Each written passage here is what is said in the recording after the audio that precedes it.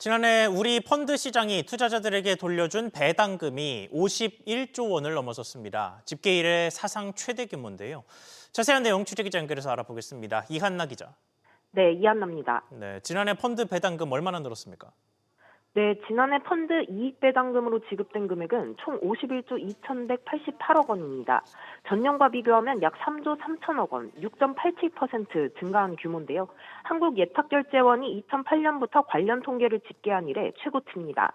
펀드 유형별로 보면 공모펀드가 7조 9,492억 원을 지급해 전년 대비 10% 넘게 늘었고요. 사모펀드는 43조 2,696억 원을 기록해 6.25% 증가했습니다. 배당금을 지급한 펀드 수 역시 공모와 사모 모두 각각 17.4%, 8%씩 늘어나 전반적인 지급 규모가 확대된 것으로 나타났습니다.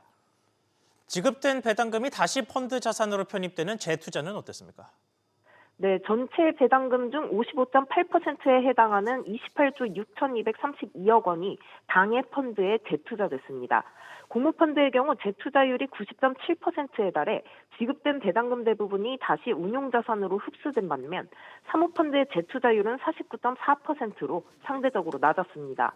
이런 가운데 지난해 펀드 신규 설정액은 84조 2,943억 원을 기록하면서 전년 대비 19.11% 증가했고요.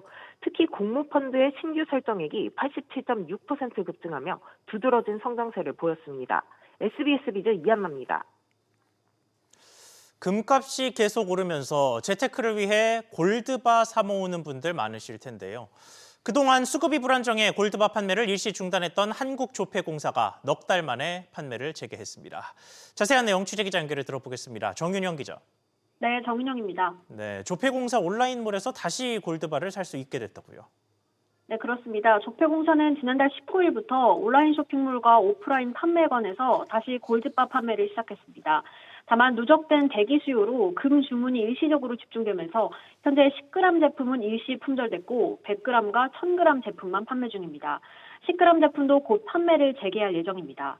조폐공사는 지난해 9월 골드바 판매를 일시 중단했었는데요.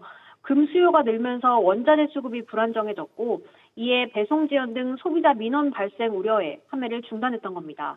최근 국제 금값은 사상 처음으로 온스당 5,000달러를 넘기며 상승세를 이어가고 있는데요.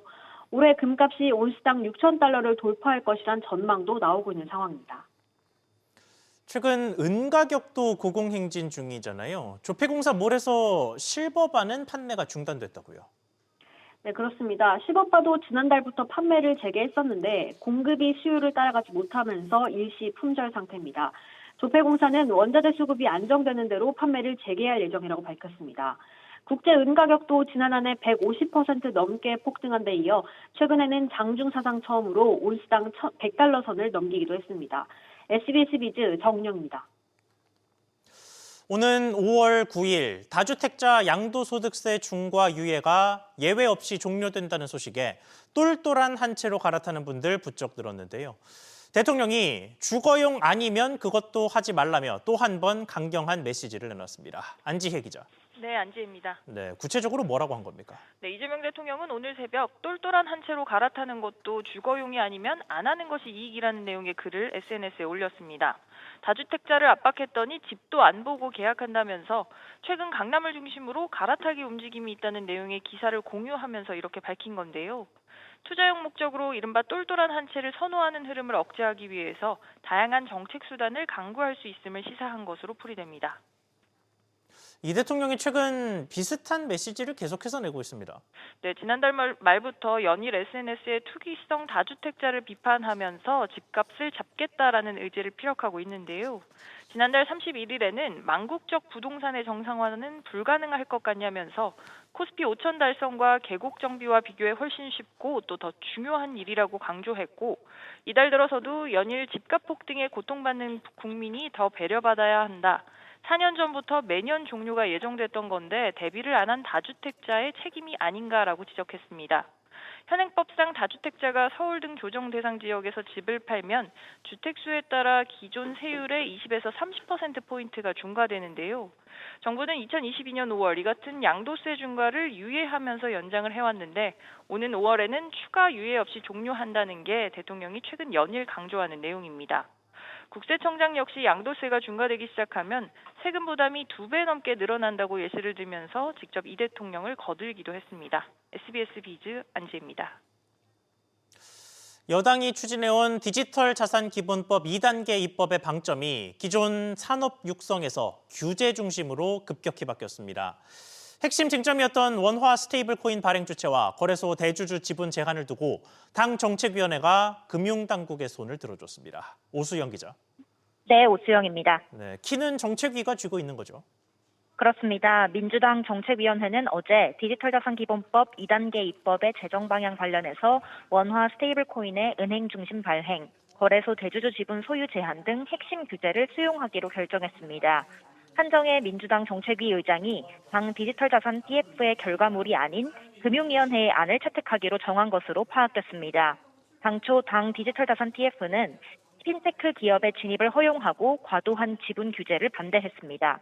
가장 큰 논란은 한국은행과 시중은행 중심의 원화 코인 발행이었는데요. TF는 핀테크 등 다양한 법인의 진입을 허용해서 글로벌 경쟁력을 갖추자고 했으나 금융위원회와 한국은행은 금융 안정을 이유로 은행 지분이 50%의 플러스 한 주를 넘기는 컨소시엄만 발행 주체로 인정해야 한다고 강하게 주장해왔습니다. 네, 그러면 앞으로 어떻게 되는 겁니까? 네, 이른바 50% 한 주 룰이 적용되면 4개 이상의 은행이 각각 10에서 15%씩 분산 출자해서 은행 컨소시엄이 출범할 전망입니다. 현행 은행법에 따르면 개별 은행은 비금융회사의 15%까지만 투자할 수 있어서 4개 이상의 은행이 뭉쳐야만 스테이블 코인이 발행에 참여 가능합니다. 금융위원회가 추진해온 거래소 지분 규제가 시행되면 두나무, 즉 업비트, 빗썸, 코인원, 코빗, 스트리미, 즉 곱팍스 등 5대 디지털 자산 거래소 모두 관련 지분을 매각해야 합니다. TF 위원인 이강일 위원은 SBS 비즈와의 통화에서 일률적인 지분 규제를 하면 국가가 특정 업체를 봐주는 셈이 될 거라면서 TF가 중재안을 제시했으나 최종 선택은 정책위와 금융위 그리고 청와대의 몫이라고 밝혔습니다.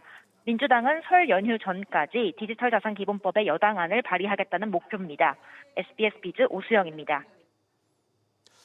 국내 퇴직연금 시장이 적립금 500조 원 시대를 눈앞에 두고 있습니다. 국민의 노후 자금 규모가 가파르게 성장하면서 금융사들이 거둬들이는 수수료 수익 역시 역대 최대치를 기록하고 있습니다. 신다미 기자. 네, 신다입니다. 네, 먼저 퇴직연금 적립금은 얼마나 늘어났습니까? 네, 최저임금 적립금은 지난해 말 기준 약 496조 8,021억 원에 이른 것으로 추산됩니다. 1년 전보다 약 15% 늘어난 규모인데요. 퇴직연금이 국민연금의 3분의 1 수준에 육박하는 핵심 노후 자산으로 자리 잡은 겁니다. 은행과 증권사 등 42개 퇴직연금 사업자가 가입자들로부터 거둬들인 수수료 수익 총액은 약 2조 1천억 원 수준으로 약 22% 늘어난 것으로 집계됐습니다. 1년 새 수수료 수입이 4천억 원가량 증가한 셈인데요. 적립금 증가율보다 수수료 수익 증가 속도가 더 가파르게 상승하고 있는 것으로 분석됩니다. 네, 퇴직연금 확대의 최대 수혜자는 금융사였던 거군요. 네, 그렇습니다. 삼성생명의 경우 약 54조 4,300억 원의 적립금을 바탕으로 연간 약 2,200억 원 상당의 수수료 수익을 올린 것으로 추정되는데요. 주요 시중은행들 역시 각각 2천억 원 안팎의 수수료 수입을 기록하는 등 상위 몇 개 금융사가 퇴직연금 시장에서 연간 수천억 원의 수익을 내고 있는 셈입니다. 이는 지난해 하반기 증시 흐름에 따라 실적 배당형 상품의 적립금이 불어나면서 금융사가 가져가는 운용관리 수익도 동반 상승한 영향으로 풀이되는데요. 다만 막대한 수수료 수익이 발생하는 상황임에도 가입자들이 실제 부담하는 액수를 한눈에 파악하기는 쉽지 않아 수수료 총액 정보를 투명하게 제공하고 적립금 규모에 비례해 수수료율을 단계적으로 인하하는 제도 등이 필요하다는 지적도 나옵니다. SBS 비즈 신다입니다. 최근 몇 년간 필수 식재료인 계란 가격이 상승세를 보이면서 장바구니 부담도 커졌습니다. 공정거래위원회는 이렇게 가격이 오른 배경에 달걀 생산 농가들의 조직인 대한산란계협회의 담합이 있었다고 보고 있는데요. 취재기자 연결해 알아보겠습니다. 신채연 기자. 네, 신채연입니다. 네, 협회 담합 의혹에 대해서 공정위가 제재 절차에 돌입했죠. 네, 공정위는 산란계협회 담합 의혹에 대해 시정명령과 과징금을 부과해달라는 심사 보고서를 최근 전원회의에 제출했습니다. 해당 보고서는 협회 측에도 전달된 상태입니다. 공정위는 협회가 2023년부터 지난해까지 계란값 인상을 주도해 시장 경쟁을 제한했다고 판단했습니다. 공정거래법은 사업자 단체가 가격을 결정하거나 유지 또는 변경하는 등 부당하게 경쟁을 제한하는 행위를 하면 안 된다고 규정하고 있는데요.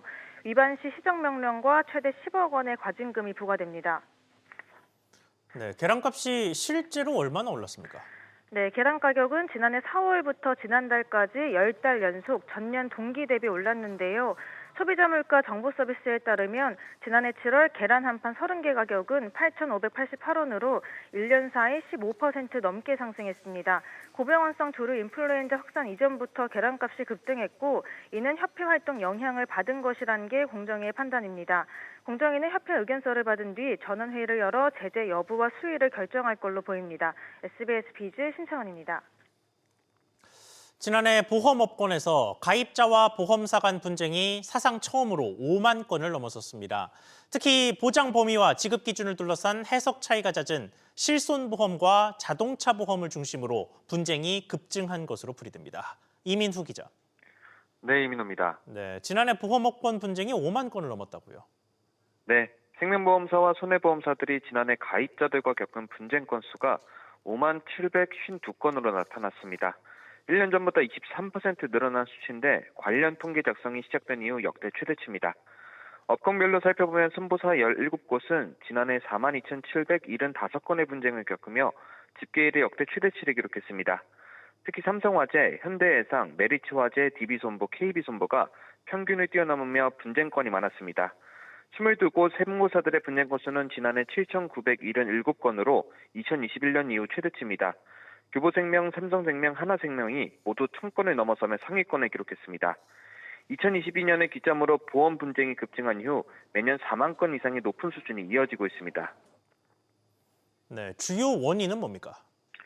네, 손보사 기준으로는 4세대 실손보험 도입 이후 비급여 관리가 강화되면서 보험금 삭감과 부지급 사례가 늘었고 자동차 보험에서도 과실비율과 환방치료, 향후 치료비를 둘러싼 분쟁이 확대되고 있습니다.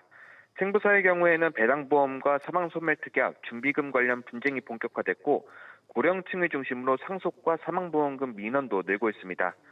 여기에 온라인 분쟁조정 신청 확대와 금융소비자보호법 시행 이후 소비자 권리 인식이 높아지면서 민원이 분쟁으로 전환되는 비율도 함께 증가하고 있습니다. 보험업계 관계자는 과거에는 모집 과정의 불안전 판매가 중심이었다면 최근에는 보험금을 지급할지 어디까지 지급할지를 둘러싼 분쟁이 다수를 차지한다고 밝혔습니다.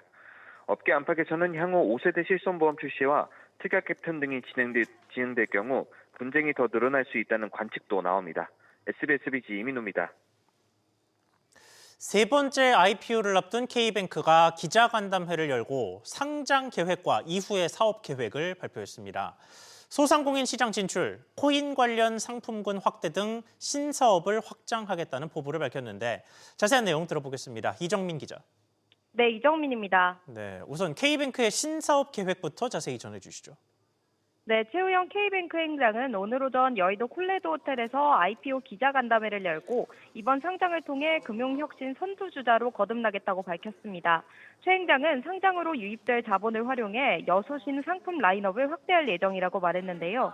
먼저 개인 사업자, 중소기업 등 소상공인, SME 시장 본격 공략을 선언했습니다. K뱅크는 현재 가계대출 중심 포트폴리오를 기업대출로 단계적으로 확장해 2030년까지 가계와 SME 비중을 5대5로 맞출 계획입니다. 또 주식 채권은 물론 가상자산과 금 등을 아우르는 대체투자 상품군을 구축하고 태국 등과 스테이블 코인 기반 해외 송금, 결제 인프라 구축을 위한 협력을 추진할 예정입니다. 네, 이번이 세 번째 상장 도전이잖아요. 삼수생인 만큼 눈높이를 낮췄죠. 그렇습니다. 이번 K뱅크의 공모 규모는 총 6천만 주며 희망 공모가는 8,300원에서 9,500원입니다. 희망 공모가 상당 기준 총 공모액은 5,700억 원인데 지난 2024년 두 번째 IPO 당시 책정한 공모가보다 눈높이를 낮췄습니다. K뱅크는 지난 2022년 한국거래소에 상장 예비 심사를 청구한 뒤 승인까지 받았지만 증시 침체를 이유로 증권신고서 제출은 하지 않았습니다. 2024년에는 기관 투자자를 대상으로 수요 예측까지 했지만 같은 해 10월 공모 철회를 결정했습니다.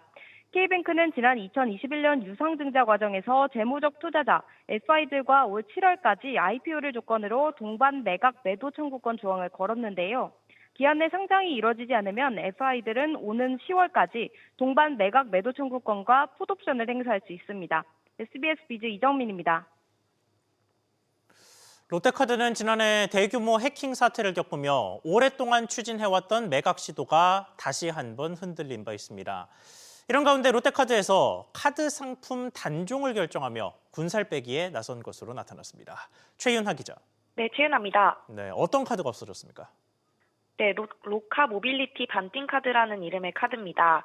이 카드는 버스와 지하철 등 대중교통을 비롯해 스타벅스나 쿠팡, OTT 등에서 50% 할인 혜택을 제공했습니다.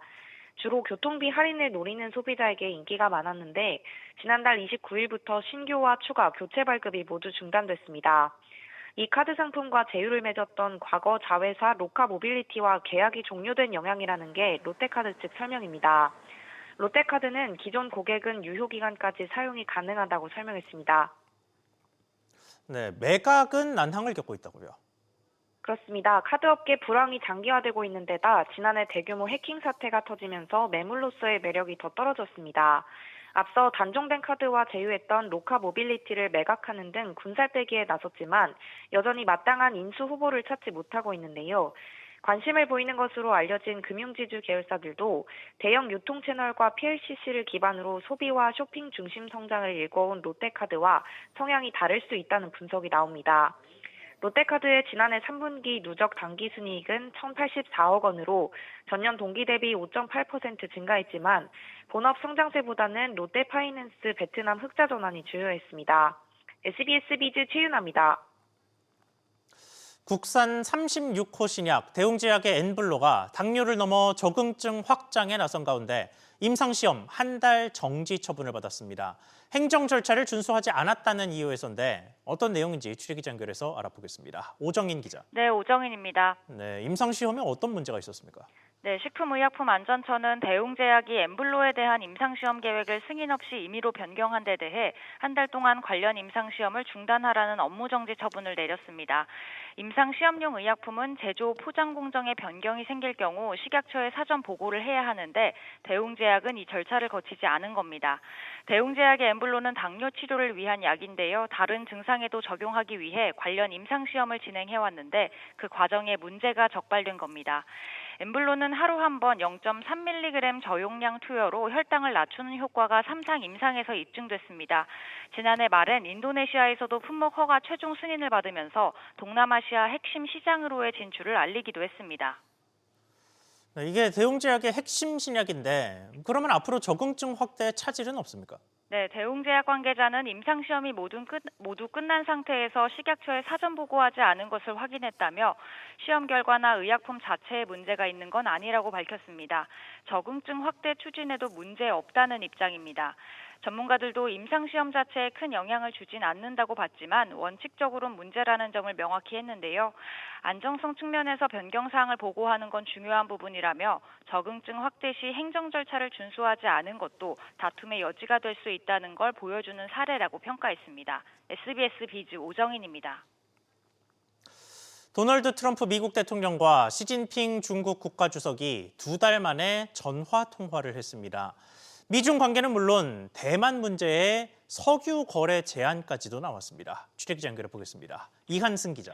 네, 이한승입니다. 네, 구체적으로 어떤 이야기가 오갔습니까?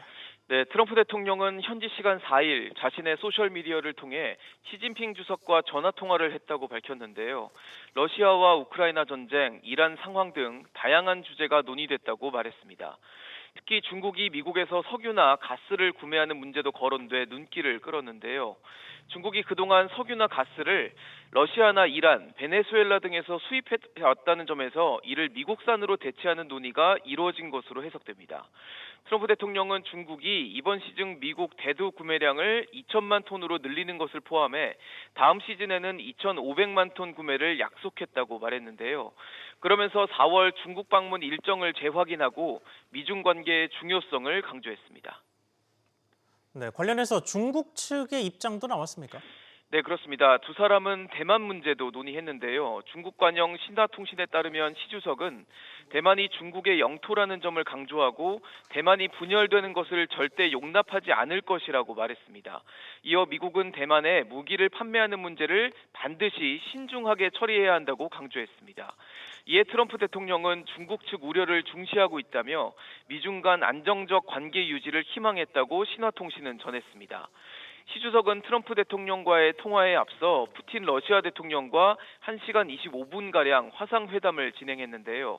양국 관계 발전과 국제 현안 등이 논의된 가운데 시 주석은 푸틴 대통령에게 상반기 중국 공식 방문을 제안했고 푸틴 대통령은 이를 수락했습니다.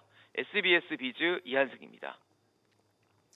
금융당국이 홈플러스 사태와 관련해 지난해 말 대주주인 MBK 파트너스 경영진을 추가로 검찰에 넘긴 것으로 확인됐습니다. 금융당국에 따르면 금융감독원은 지난해 12월 MBK 파트너스 경영진의 자본시장법 위반 혐의를 증권선물위원장 긴급 조치로 검찰에 통보하고 지난달 7일 증선위에 사후 보고했습니다. 김병주 MBK 회장과 김광일 부회장 등을 상대로 청구한 구속영장이 모두 기각된 가운데 검찰은 금감원이 이첩한 사건을 포함해 사건을 재검토할 것으로 보입니다.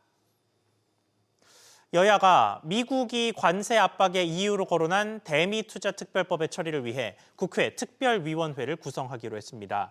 특위 구성 결의안은 오는 9일 국회 본회의에서 의결할 계획이며 특위는 한 달간 활동해 대미투자특별법을 들여다볼 계획입니다. 이에 따라 대미투자특별법은 늦어도 다음 달 초까지는 특위의 의결을 마칠 것으로 예상됩니다. 스콧 베센트 미 재무장관이 자신은 강달러 정책을 항상 지지한다고 밝혔습니다. 베센트 장관은 하원 금융서비스위원회 청문회에 출석해 강달러와 약달러 중 어느 쪽을 지지하는지 묻는 질문에 이같이 답했습니다. 트럼프 행정부의 관세 정책이 물가 상승을 유발할 것이란 민주당 측의 비판에 대해선 관세가 인플레이션을 키울 것이라고 보지 않는다고 답했습니다.